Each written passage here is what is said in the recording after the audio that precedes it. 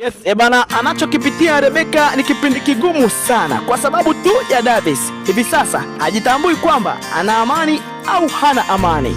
Lakini anachokifanya Aunty Zai kwa Eva ni unyanyasaji wa kijinsia. Hivi sasa anamuita king'ang'a mpaka kahaba aliyepitiliza. Huku Regina anaamua kuwa upande wa ndugu yake Davis na kuamua kwenda kumwombea msamaha kwa Anna. Sasa pale tulipoishia katika episode iliyopita ndipo tunapoanzia leo.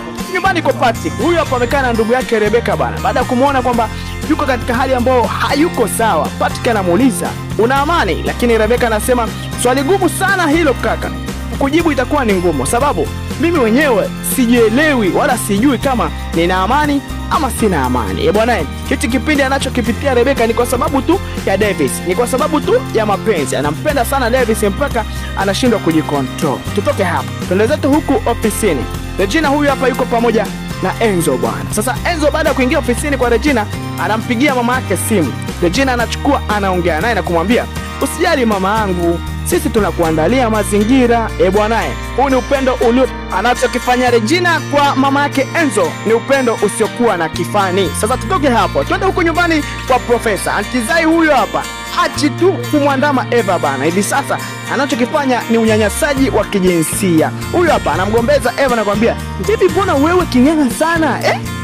Mbona king'ang'anizi kahaba mmoja usijielewa wewe?" Bwana, Eva anapitia kipindi kigumu sana. Haya yote ni kwa sababu ya mapenzi tu.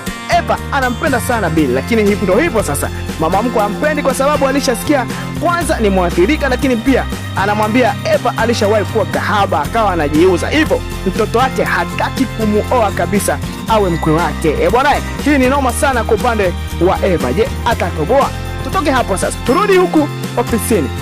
Regina huyu hapa bana, baada ya kupewa maombi mengi sana na Davis, anaona poa, ngoja afanye kama favor tu, kama ndugu. Huyu hapa anampata Anna ofisini kwake na kumwambia, "Just forgive him, samehe tu, najua ana tamaa nyingi sana." Bwana, Anna amevimba, ana hasira kinoma, lakini uende kawa huu msamaha wa Regina ukamsaidia sana na kuweza kumsamehe Davis. Je, Anna atafanya hivyo kirahisi kama ilivyo hapa hivi sasa?